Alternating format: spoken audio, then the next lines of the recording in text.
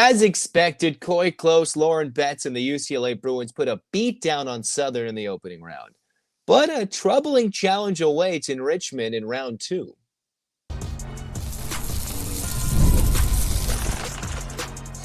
You are Locked On UCLA, your daily podcast on the UCLA Bruins. Part of the Locked On Podcast Network, your team every day.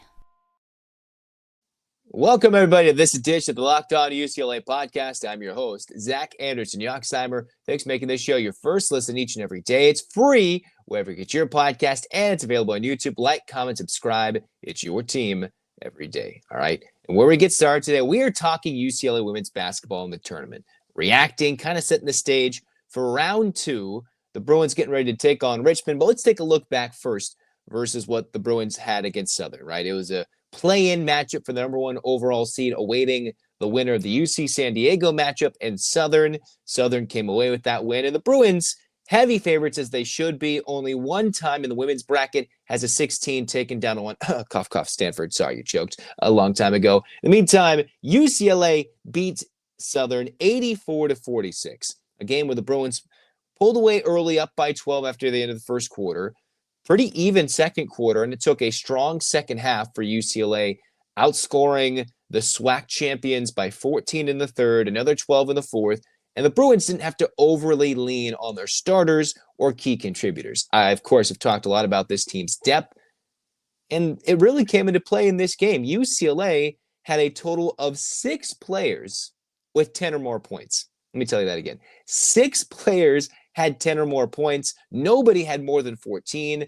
And there were 2 players who were stuck at 9 points. So almost 8 of the 10 players used from UCLA in this game had 10 points. That is how balanced, evenly distributed the scoring, the effort, the domination in this game was. Of course, you're going to look at Lauren Betts' numbers. 14 points, couple of assists, 6 rebounds, 3 blocks, and a steal. Her size in the post is going to wreak havoc for some of these teams that are a bit undersized early on. And most importantly, she's the most dominant post player in the country. That's where the Bruins usually and almost always will have a significant advantage. Well, in this game, the Bruins also decided to dial it up from 3. 9 of 20, good for 45% from downtown. We've seen them shoot even better, but that was a team ready to knock it down from 3. Shot 55% overall. In this game, UCLA shot 30 free throws. 30 free throws in a round 1 game against Southern. Made the majority of them. They didn't cough them up. The thing I didn't like about this game for UCLA, 17 turnovers. 2 players with 4. That was Janiah Barker, Tamia Gardner. But I just don't understand why they always have to cough it up 17 times a game. Doesn't matter against 2.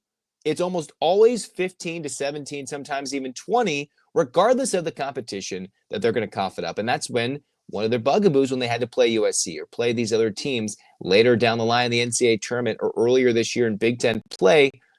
The turnovers are some of the reason why some of these experts are probably picking other teams to win the tournament, picking other teams to be the number 1 overall seed.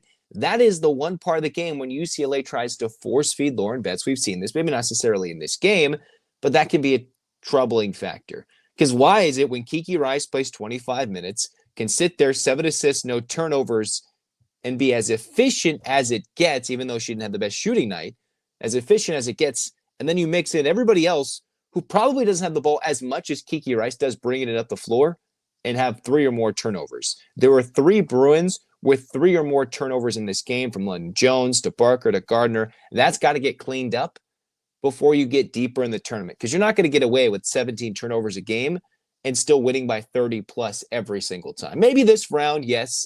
Richmond presents a unique challenge coming up next. It's just, you just can't do that every single time. But the Bruins shot well. They hit their free throws in this game. Southern wasn't turned over a lot. It was just the fact that they had 7 steals and the Bruins had the post presence. All right, that's just pretty much what it is. When Southern can only score 18 points in the paint, UCLA outscores them by 12 in the paint, hits their free throws. It was a dominant affair. Of course, you're going to go see South Carolina winning by 60, and everybody's like, yeah, that's why they should be the number 1 overall seed. Okay, cool. But the Bruins got the job done, all right? They've never been a team this season to go win by 60 to 50 to 40 consistently. They'll turn it over and keep a blowout closer than it should be. And most importantly, you look at the starting lineup, UCLA played no more than 20 to 26 minutes for anybody. So they're going to be fresh for their second round. It wasn't really competitive, mostly. And I did like Alina Arnosalo getting her feet wet as a true freshman in the NCAA tournament. 10 points, 24 minutes. Did have a couple of turnovers. I'd like to see her facilitate a little bit more in the minutes she gets in the later rounds, because her ability to take care of the basketball when Kiki Rice is off the court will be important for UCLA, not just getting outscored when Kiki's on the bench, if she's in foul trouble, or when she fouled out against USC, or if she just needs a minute breather. They just can't go out scoreless for a couple minutes and get outscored 10-2. All right, that can keep a Cinderella, an underdog, if you will, in it later than expected. Okay, UCLA comes away with a pretty dominant win. But if we remember last year, UCLA dominated round one as a 2 seed, right? And then next thing you know, they took on a Creighton team that came in and competed with UCLA, made that battle at Pauley Pavilion in round 2 much closer. And this is this game coming up against Richmond, who dominated, right? The Richmond Spiders, the Athletic 10, one of the Athletic 10 dominant teams. They went 17-1 in conference. They didn't win their conference tournament, but they're dominant enough to get a 9 seed in the NCAA tournament, or an 8 seed, excuse me, an 8 seed in the NCAA tournament, and beat a pretty good Georgia Tech team, and they beat them down. All right. So this could be a matchup semi-reminiscent of last year's close battle in the second round, which I think shattered UCLA's confidence a little bit heading into that Sweet 16 battle against LSU. I don't think Richmond will win this game, but I think they'll make it closer than anticipated. And I'll tell you a little bit more about that next on Locked On UCLA.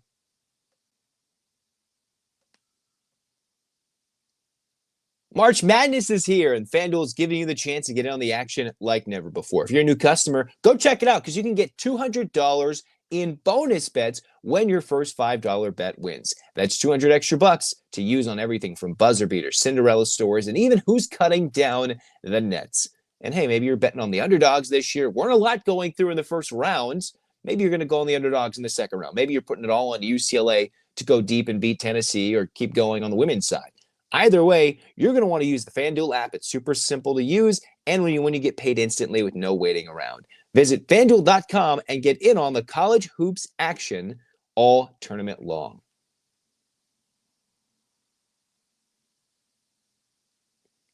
All right, so UCLA taking on the likes of Richmond. All right, this is a team from the A10, the Spiders, who are really good. They took down Georgia Tech 74-49. I was picking my bracket on the women's side, and I thought, all right, Georgia Tech, they did decent in the ACC, 9-9. Very close loss in their conference tournament to one of the better teams in the ACC. I thought they might beat Richmond. Nope. Richmond came in and dominated from the get-go. What makes Richmond so special? All right. Well, one, they are one of the best three-point shooting teams in the country. Number 5 in the country in three-point field goal percentage. All right. So they are elite. They also have the A10 Player of the Year, Maddie Doogan. Why is she important? She averages 16 points per game, shoots 40% from 3, and also averages 7 rebounds per game, and leads her team in assists while leading her team in blocks, and is second on her team in steals. So if you want the do-everything type player, that is what Doogan is for this Richmond team. What did she do against Georgia Tech? Oh, just dominated Georgia Tech to the tune of 30 points and 15 rebounds. And oh, by the way, 6 assists. All right. So even on the time she wasn't getting buckets, of Georgia Tech's 30 field goals, right? She made 11. Okay. So a third of her team's made field goals. She made 11, more than that. And then assisted on 6 of those with 15 rebounds. All right. So more than half of the Georgia Tech offense stops and starts, rocks and rolls with the likes of Maddie Doogan. 6'2" is probably going to be a matchup problem a little bit for Kiki Rice. I wonder what UCLA is going to do, because this is a team in Richmond that's got a lot of good shooters. They have 3 shooters sporting a 3-point field goal percentage of 40% or better. They got Addie Budnick, who can shoot at 39%. And then another player coming off the bench in Faith Alston, who could shoot at 34%. They're just elite shooters. And if they're red hot, this team could give UCLA a run for their money. They could make it real scary. All right. As much as I'm like, all right, UCLA is going to go on a run. Cool. This is one of those scary matchups that the Bruins aren't ready. As a team, they shoot 38% from downtown. As a team. And they only allow 29% from three. So they can get after it from downtown. They make sure that teams do not shoot it as well. And for a UCLA team that doesn't always pride themselves on being a three-point club, you mix in, all right, this is where Lauren Betts has to dominate. The Bruins have to feast in the paint, but know that if they make 3 of 6 to start, Richmond does, this could be a scary game. Because against Georgia Tech, this is what the other numbers for the Spiders were. 9 of 23 from 3, so not overly dominant, but enough to scare you. 5 of 6 from the free throw line. They just shot 50% from the field, and everything stops and starts with Doogan, and then some of these players hit some threes. They even had Allie Sweeney, one of their better shooters, go 0 for 7. That's scary when one of their best shooters has an 0 for, and they still destroy Georgia Tech on a neutral floor. An ACC team that's not bad at all. Like, of all the picks I did on day one, that was the one I got and was way, way off, all right? Richmond's going to be ready to roll. If they hit some threes, if UCLA isn't ready to play, this could be reminiscent of round 2 a year ago. I still think UCLA will come through. The doubters will be loud after this game, but it's a sneaky, tough matchup against Richmond. Now this team is deeper than just Doogan. You got to look at Rachel Olstrom, who can come in and score 15 points per game against Georgia Tech. Olstrom, a little quiet, 9 points. That's also a bit scary when some of those other options were very, very quiet when they can normally dominate and are lethal from downtown. So things to look out for UCLA in round 2 coming on Sunday. All right. Those are when the eyes hopefully should start building when, all right, this is when the tougher game's happening. A sneaky tough 8 seed for UCLA to draw in the second round. And then you go to the Sweet 16, and we'll see how the rest of the tournament breaks down when they get to Spokane. For now, I expect UCLA to get themselves in the Sweet 16. I've picked them, obviously, as the number 1 overall seed to go all the way, make it to a Final Four for the first time in program history, but that does not mean they should look past this Spider club because they can hit it from 3, and if they're on fire, UCLA might be in a ball game for 30 to 35 minutes, maybe 38 minutes. But as long as the Bruins are physical, they don't turn it over, I do believe in their chances to still win this game by 10 to 15 points. But the turnover bug mixed with the spider together, the creepy crawlers, that could mean a little disgusting matchup for UCLA round 2. And we'll react to it. We'll talk about it. And it should be a fun one for UCLA and Richmond. All right. Every time I say Richmond, I think of Ted Lasso. That's AFC Richmond. That's just kind of what thinks in my mind. But you can't doubt the underdog. If that show and if this team tells you anything, don't doubt the underdog. All right. So don't tell Richmond to hit the belief sign. No. For UCLA, let's go. It's time for them to rock and roll. But a dominant win over Southern, as expected. Hopefully they use the home crowd and they realize this is a Richmond team that is ready to play. It can easily hit it from 3. We don't want a big upset. There wasn't any upsets on the men's side. Hasn't been any true big upsets on the women's side other than Oregon winning their round 1 matchup as a 10 seed.